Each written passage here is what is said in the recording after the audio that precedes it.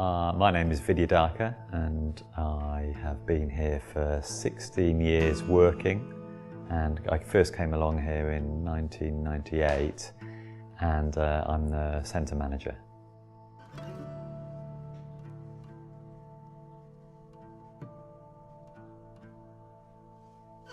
Mainly we teach two basic meditation practices that the Buddha taught, the mindfulness of breathing and the metta bhavana. So they're relatively simple to learn, so we teach those to anyone who wants to come along and learn them. But I suppose our unique contribution to the West, as it were, communicating Buddhism to a Western culture, I would say there's two unique things. So we've got a strong emphasis on Sangha, which is, Sangha means, it's the community of disciples who are practicing together, and so we could translate that as friendship. So we put a lot of emphasis on friendship. So you don't just come to a Buddhist centre to get teachings of the Buddha. You come and you join a culture in which friendship flourishes.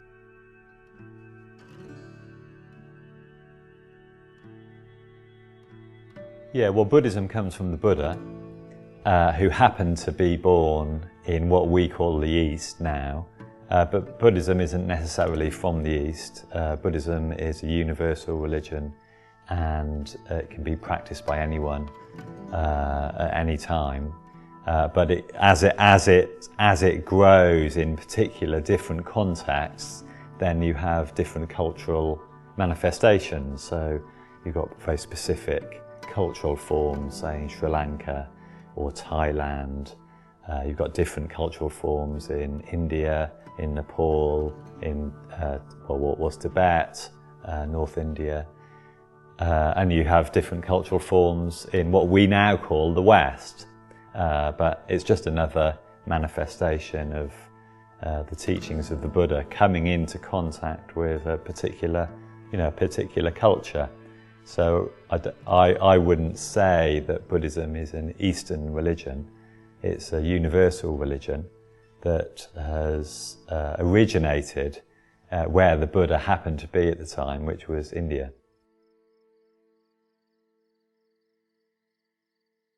So here you get the Dharma presented not by monks, for example. I'm not a monk, I am an order member. So I'm the equivalent of a monk, but this isn't a monastic temple, as you can see. Whereas if you went to a Tibetan centre, it would be more monastic. So you'd have nuns and monks. I'm not a monk, and I'm not a lay person either. I'm an order member. And so in a way, that's what people get when they come here, which is a different cultural form to other places. But you still get Buddhism, hopefully, in whatever place you go, where there were people who have dedicated their lives to practice, then you still get Buddhism, you still get the Dharma. But yeah, in a different cultural form. Yeah, so hopefully when people come to this centre, they see it as something that they can do.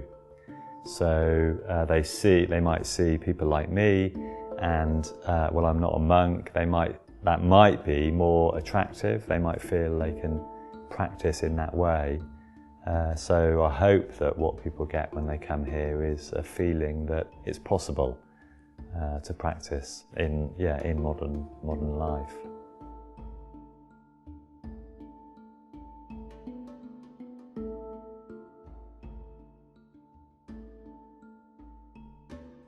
Each living being is utterly responsible for themselves. There are no excuses. If you do something cruel or dishonest or whatever, it's no excuse, even if you could make a story of it, that you do it because somebody told you to, or you were put in a position where you had to. Ultimately, it's always your responsibility. That's called karma.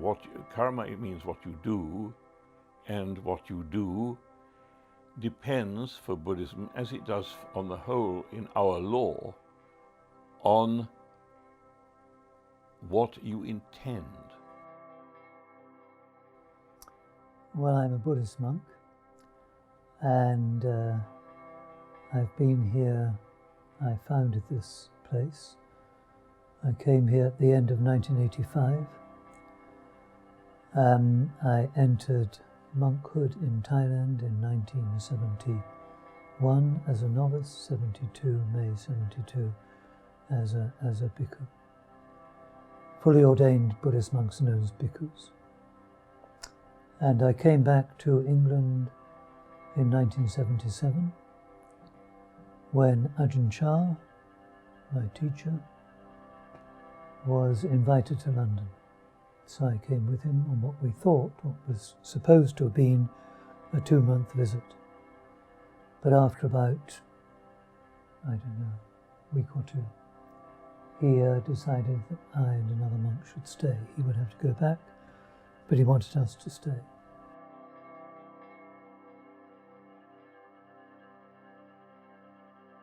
Well, I mean, going to Thailand, it was a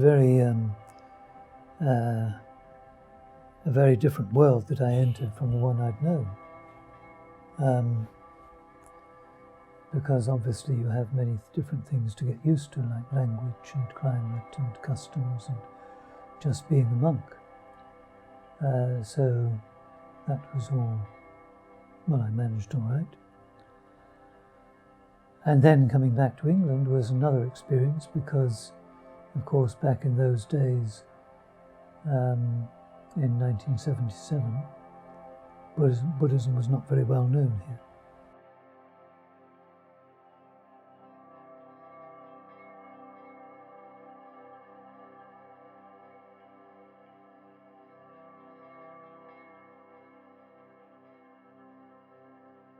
Well, the practice of Buddhism, it's laid down very clearly in Buddhist texts, and it's about developing one's morality and developing one's mind, concentration, quietening one's mind, being able thereby to observe and see the nature of things.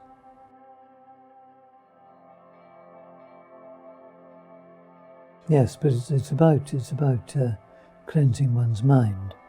So it would be, I think it's quite difficult to make these assessments personally, but and there are undoubtedly people around who think they've attained who have not, who believe themselves to be some kind of enlightened person, and they plainly are not.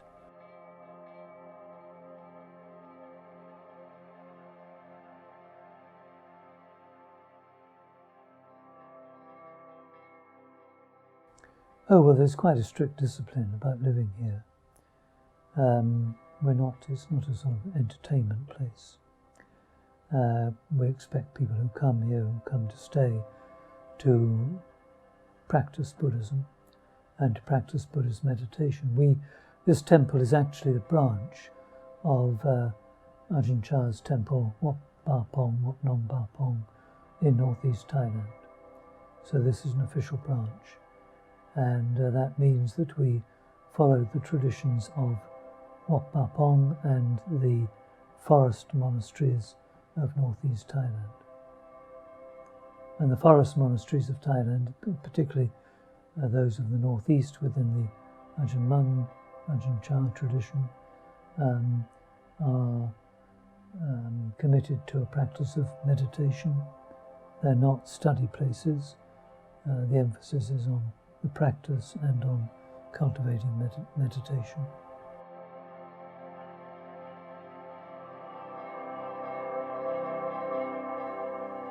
And there's a very widespread misunderstanding about Buddhism, and that is the Buddhists have something which you can call the teaching of no soul.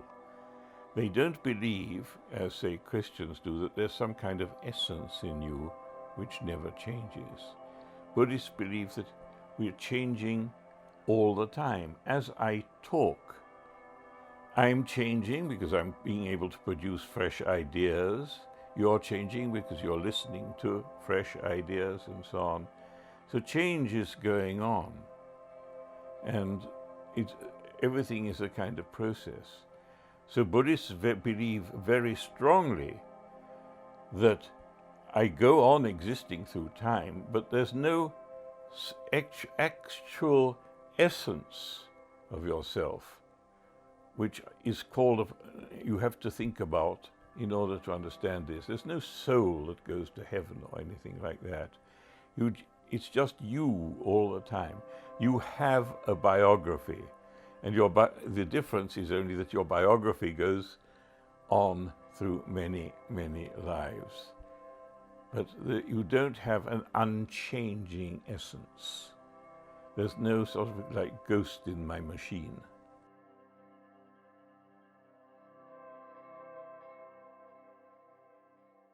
Well, Buddha Batipat Temple is located in a very nice area. It is very easy for the people to come and visit.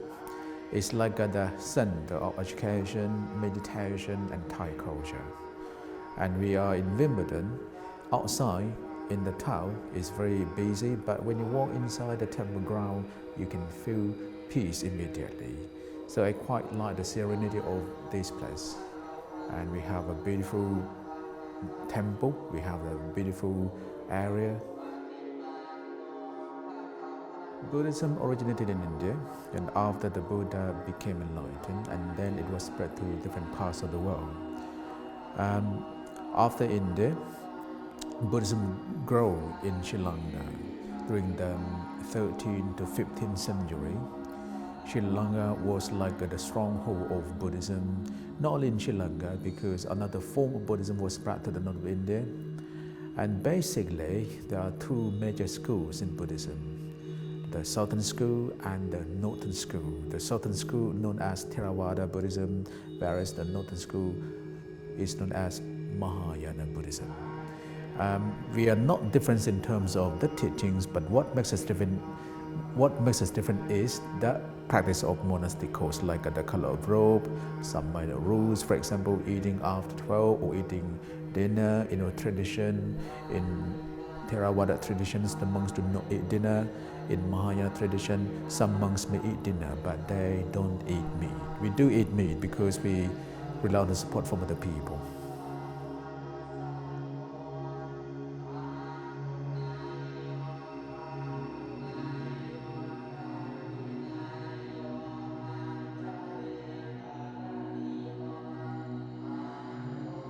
Well, if you talk about Thai Buddhists, because there are Buddhists by birth.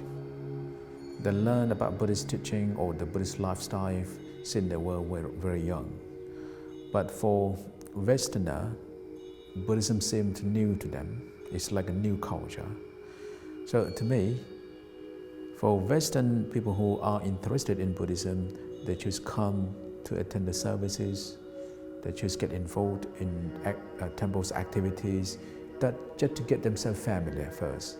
Or they may, as I say, there are many of them who have a very good knowledge because they learn from the books, even from the course at the university, and later on they would like to explore the Buddhist life. So I just said, okay, come to the temple, attend the classes or attend the services. Whenever the temple have the festival, you can come as a volunteer, just to get yourself familiar with the people and with the temple.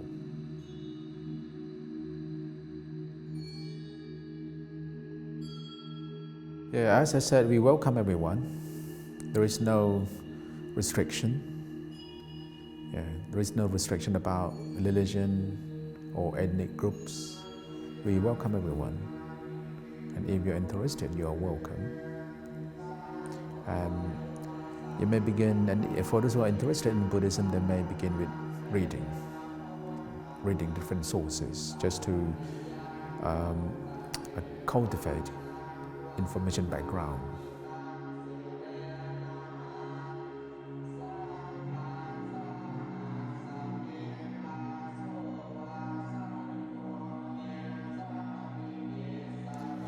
Well, to me, as long as we apply the middle eightfold part, which consists of right understanding, right thought, right speech, right action, right livelihood, right effort, right mindfulness, and right concentration, you will eventually reach nirvana or the enlightenment anyway. It depends how hard you work or how much effort you put into your practice. If you work harder, it's like if you walk from the temple to the Viman station. If you walk slow, it may take about one hour, and if you walk fast, it takes only 20 minutes. It depends on your own effort.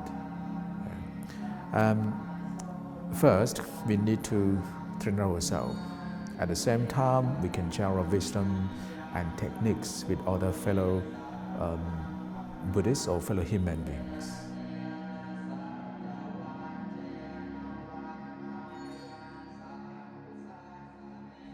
Well, the message is that it's you who are responsible. You decide whether you're going to do good or not, whether you're going to act with intelligence and sympathy and calm, or whether you are not. It's up to you in the end to decide, and it's much more difficult for some people than for others.